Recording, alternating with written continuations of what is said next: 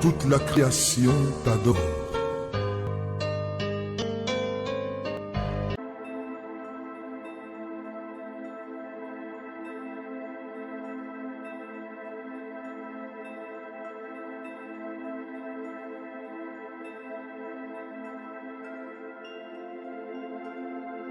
Exactement. 1 Timothée, allons-y dans le livre 1 Timothée au chapitre 6.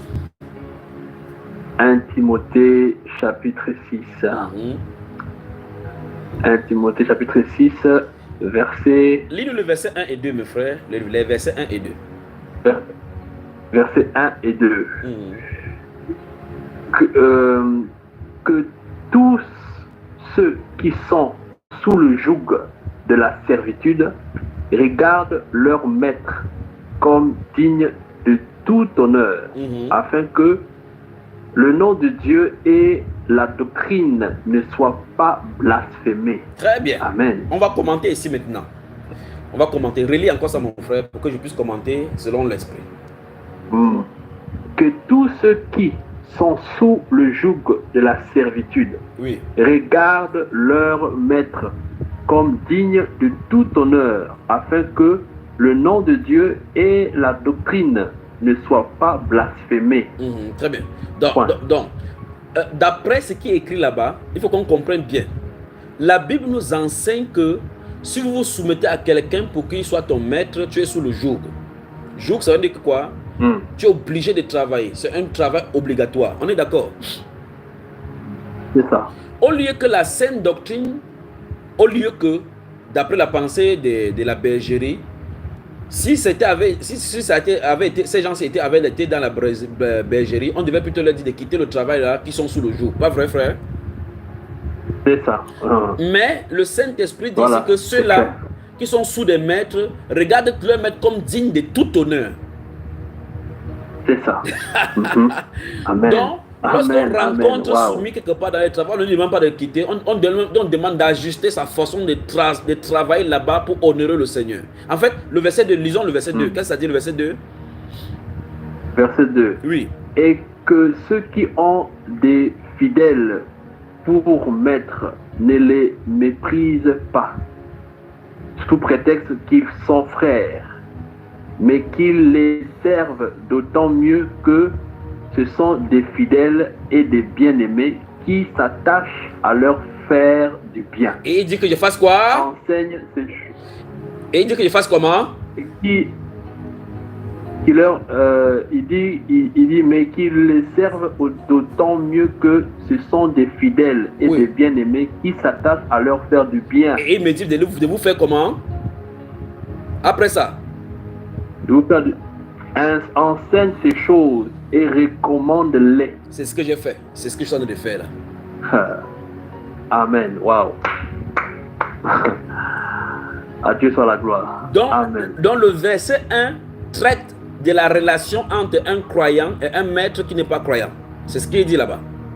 Parce qu'en fin de compte, on dit là-bas que si tu es croyant et que tu travailles sur quelqu'un, un non-croyant, tu te comportes mal, le jour où il découvre que tu es croyant, il va blasphémer le nom de Dieu à cause de toi.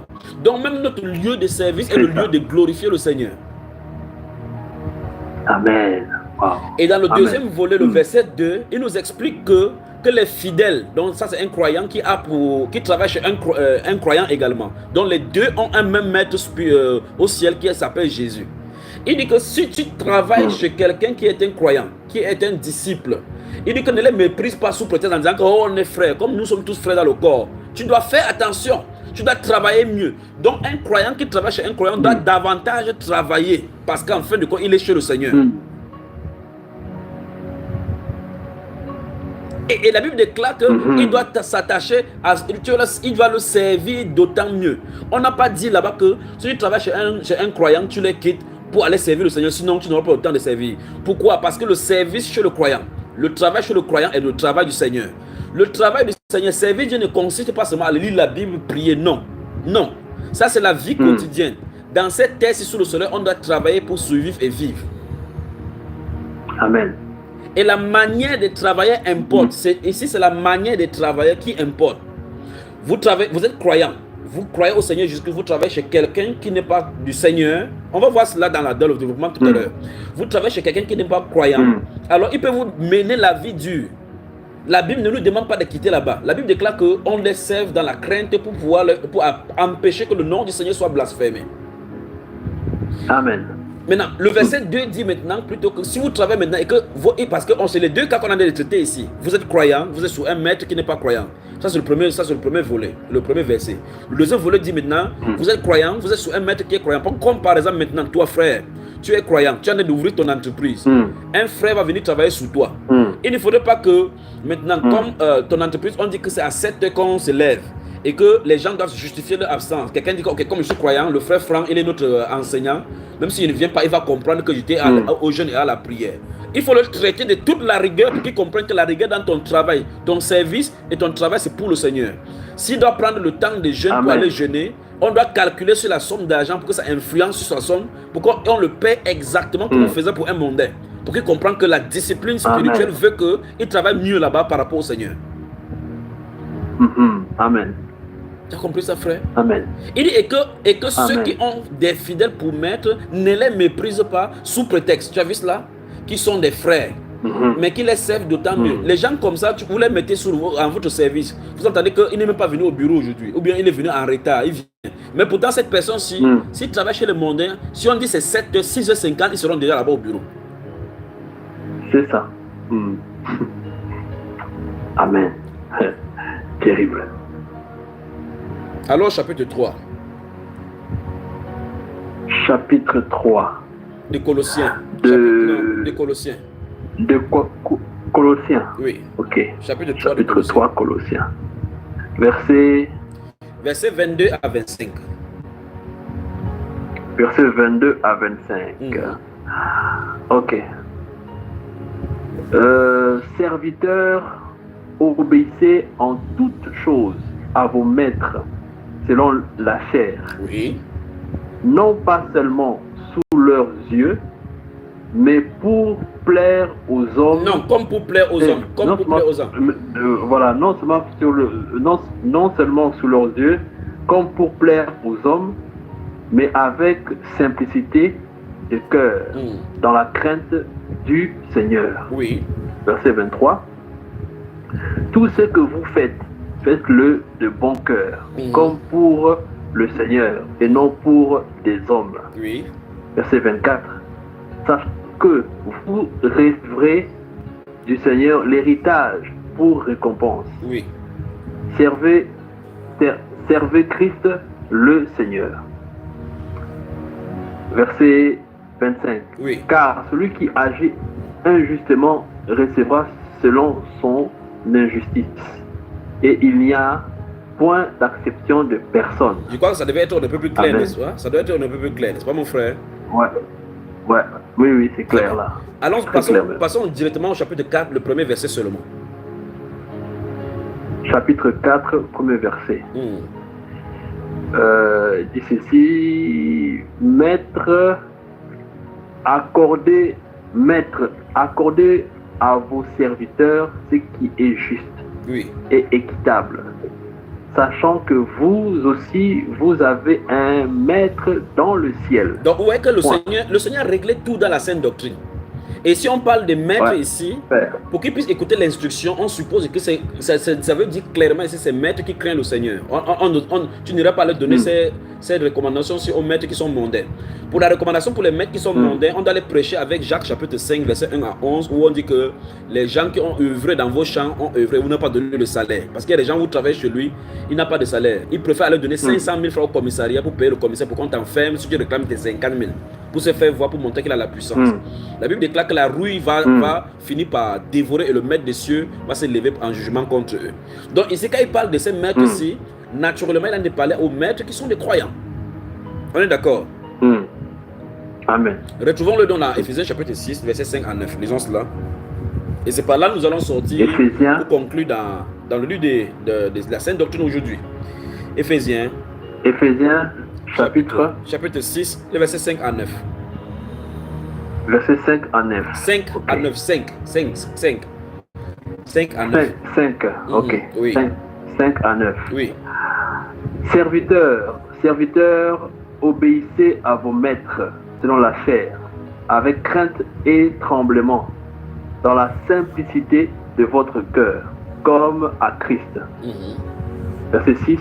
Non pas seulement sous leurs yeux, comme pour plaire aux hommes, mais comme des serviteurs de Christ, Oui. qui font des bons cœurs la volonté de Dieu. Oui. Verset 7. Servez-les avec empressement, comme servant le Seigneur et non des hommes. Stoppons là-bas. Stoppons. Verset 8. Stoppons là-bas. Stoppons là-bas. Donc, dans la saine doctrine, on urge les gens, on accélère les gens, on pousse les gens à servir même avec empressement les hommes comme si c'était le Seigneur. On ne les demande pas de quitter leur travail, leur poste, sous prétexte qu'ils partent prier. Non. Le Saint-Esprit améliore notre comportement dans le service que nous rendons parce qu'il faut travailler pour que la personne soit satisfaite comme le travail du Seigneur. Alors, partout où nous sommes, en tant que croyants, tout ce que nous faisons, nous devons le faire pour la gloire du Seigneur. Voilà la sainte doctrine concernant le travail. Amen. Versets 8 et 9 donc finalement. Wow. Versets 8 et 9. Verset 8. Sachant que chacun soit esclave, soit libre, recevra du Seigneur selon ce qu'il aura fait de bien. Verset 9. Et vous, maîtres, agissez de même à leur égard, et abstenez-vous de menaces, sachant que leur maître et le vôtre est dans le cieux, et que devant lui, il n'y a point d'acception de personne. Très bien. Donc, nous nous trouvons ici encore dans la configuration où le maître est un croyant, comme toi qui es chef d'entreprise, et un croyant travaille sous toi. Et on dit vous maître, parce qu'on sait très bien comment dans l'entreprise, il y a souvent des guerres, les nerfs. Dans l'entreprise, au point où si l'objectif n'a pas été atteint, comment ça peut aller. Et la Bible déclare donc que, et vous maîtres, agissez de même à leur égard et abstenez-vous des menaces. Donc les maîtres, mon Dieu, j'aimerais enseigner aux étudiants de la maîtrise en économie pour le cadre des croyants. Comment un bon gestionnaire doit se comporter en tant que croyant, quand il est croyant. Abstenez-vous des menaces, sachant que leur maître et le vôtre est dans les cieux et que devant lui, il n'y a point d'acception des personnes. J'aimerais donc dire que d'après ce passage-ci, si vous employez quelqu'un quelque part, Dieu dit que vous-même qui employez, vous êtes son employé. Terrible. Oui, c'est terrible. Vous employez quelqu'un. Terrible. Et bien plus encore, vous employez un chrétien, un croyant, celui qui croit en le Seigneur Jésus-Christ. La Bible déclare que chez toi se trouvent donc les yeux du regard du Seigneur par rapport à l'employé qui est là-bas. Et donc, la Bible vient de nous dire encore ici que tout maître qui a une entreprise a pour grand maître au-dessus de lui dans l'univers le Dieu d'entreprise qui est le Seigneur qui contrôle. Vous imaginez ça? Amen. Il dit, et vous, maîtres, agissez de même à leur égard et abstenez-vous des menaces, sachant que leur maître et le vôtre est dans les cieux et que devant lui, il n'y a point d'acception de personne. Donc, après avoir corrigé ton employé, Dieu va vous corriger par rapport à ton entreprise. Amen. La correction de la saine doctrine concernant le travail est terminée ce soir. Amen. Gloire à Dieu. Ouf. Léger et libre. Je n'ai plus rien à ajouter. Je n'ai plus rien à retrancher. Que le Seigneur vous bénisse. Merci frère d'avoir prêté à la restauration, d'avoir été l'auteur et le distillateur de la restauration de ces saintes doctrines. Merci beaucoup. Merci pour cette soirée. Amen. Amen. À Dieu soit la gloire. Amen. Amen. Je te recommande entre ses mains. Je recommande toute personne qui a écouté cet enseignement entre ses mains. Merci pour la restauration. Plus grave encore, merci au Seigneur Jésus-Christ qui a rendu ceci capable, qui a rendu ceci possible pour pouvoir magnifier son nom, pour pouvoir magnifier son nom et restaurer son nom. Merci au Seigneur Jésus-Christ parce qu'il amène le réveil dans les familles.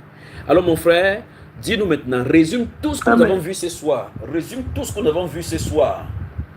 Résume tout ce que nous avons vu ce soir, du début jusqu'à la fin, et tu apportes la conclusion par rapport à la doctrine qu'on vous a enseignée. Avant qu'on sorte de là, c'est pas là qu'on sort. Amen. Donc, je vais d'abord, parce que là, on a fait carrément deux volets. On a vu le travail déjà à l'origine, le travail à l'origine et aussi le travail dans l'ancienne doctrine. Donc déjà, au départ, Dieu demande à Adam de travailler. Même dans la perfection, avant le péché, Dieu a institué le travail et Adam était un cultivateur.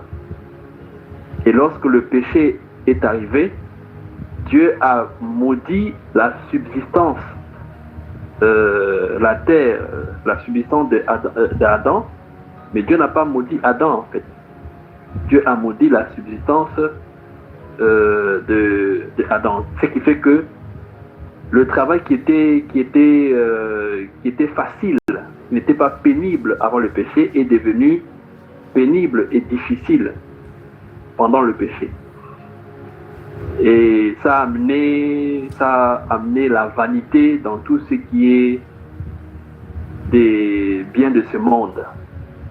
Donc, mais on ressort de là que Dieu, malgré qu'il a maudit la subsistance, il n'a jamais demandé à l'homme de ne plus travailler ou de ne pas travailler.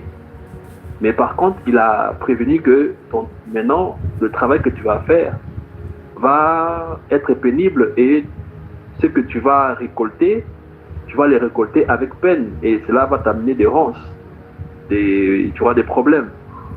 Mais jamais le Seigneur a interdit qu'on puisse travailler. Et on a évolué et on a brossé un peu l'image de la femme vertueuse. La femme vertueuse, c'est une femme qui a pris conscience que elle a des responsabilités. D'abord, ce n'est pas une femme rebelle dans son foyer.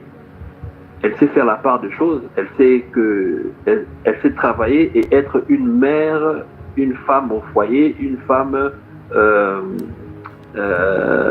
obéissante et elle sait comment gérer mieux sa maison afin que sa maison ne puisse manquer de rien.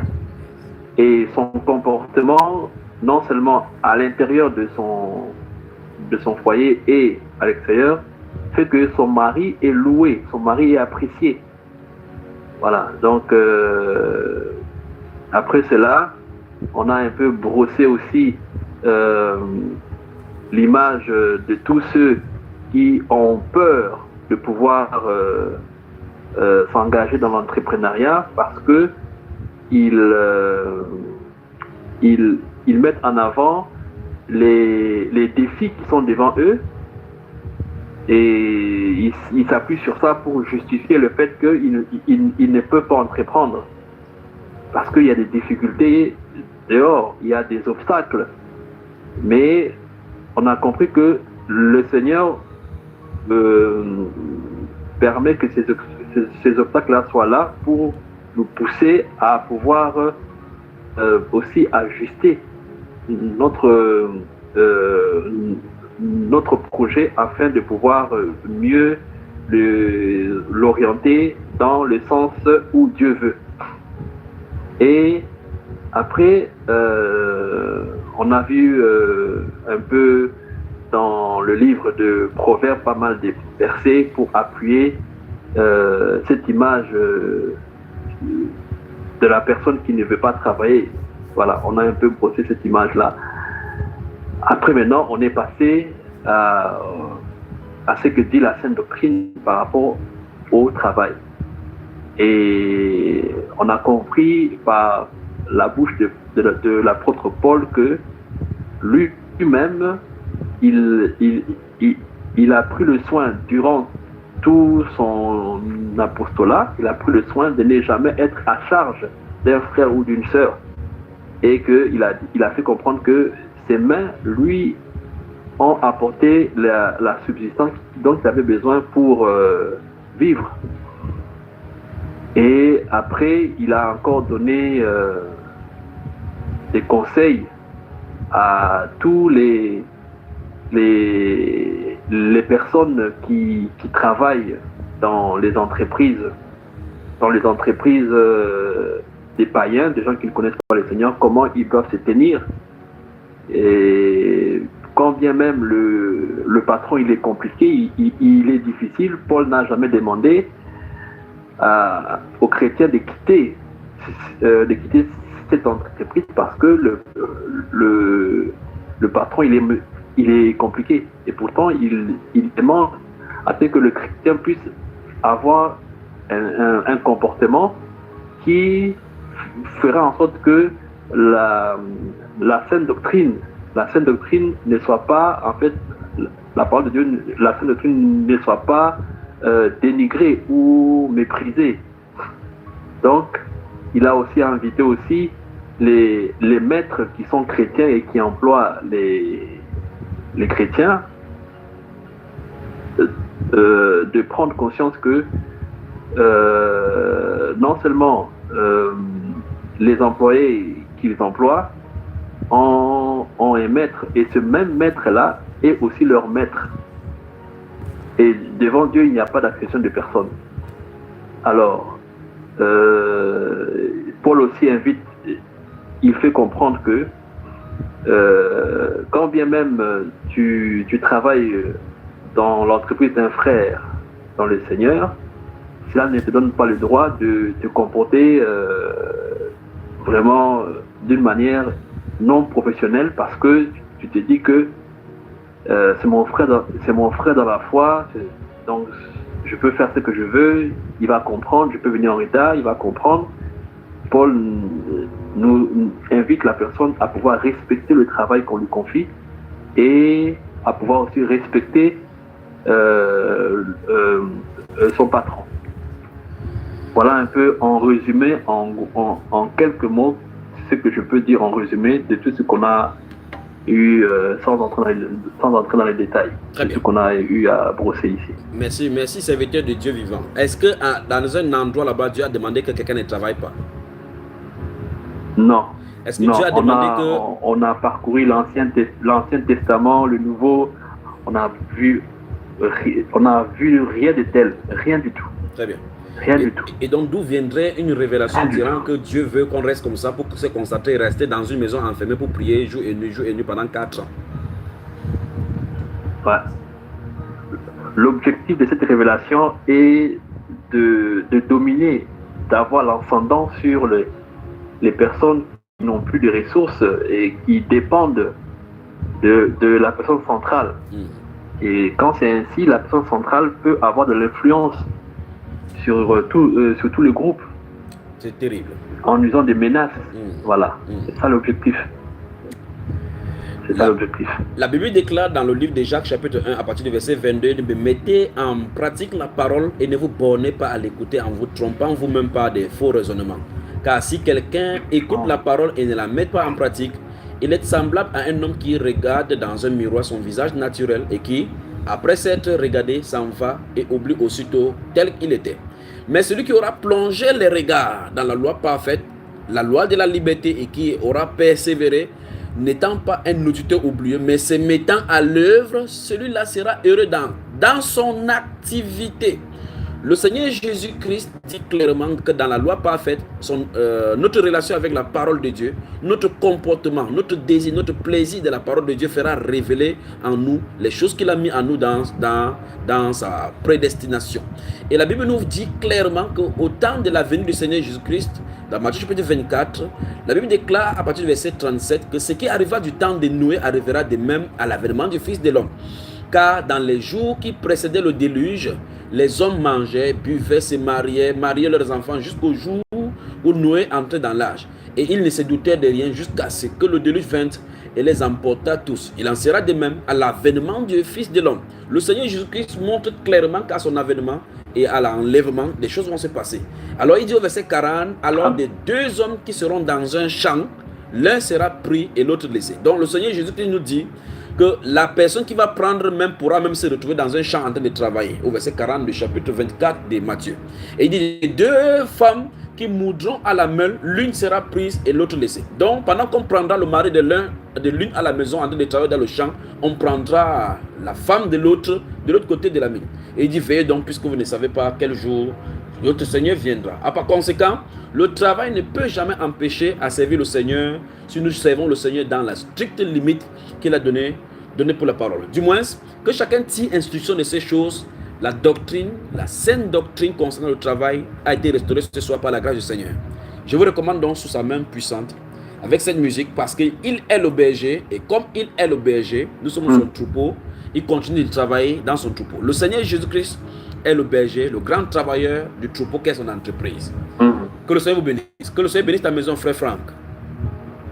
Amen. Amen. Merci, frère Junior. Que le Seigneur soit glorifié. Ça a été vraiment un plaisir de partager avec toi. Merci beaucoup. Et avec les frères et sœurs. Je suis toujours là. Et comme je l'ai dit, au plus 237 675 87 41 21. Vous avez vos projets, vous pouvez les envoyer pour qu'on prie.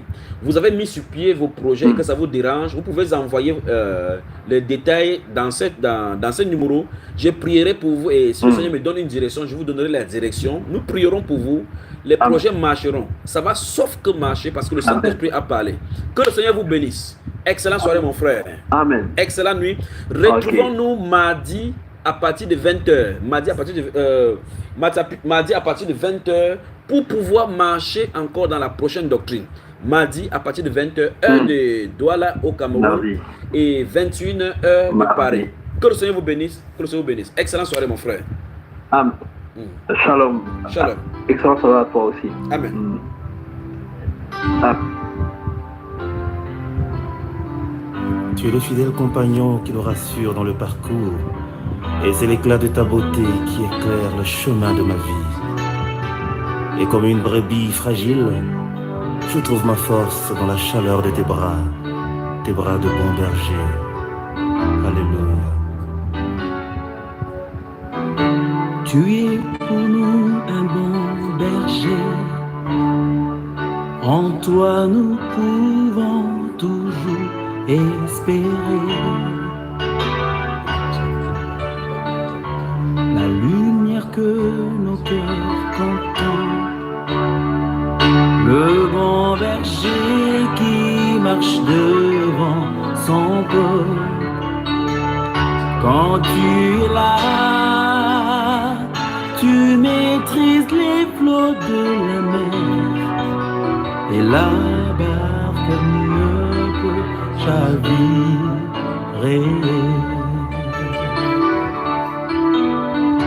Tu es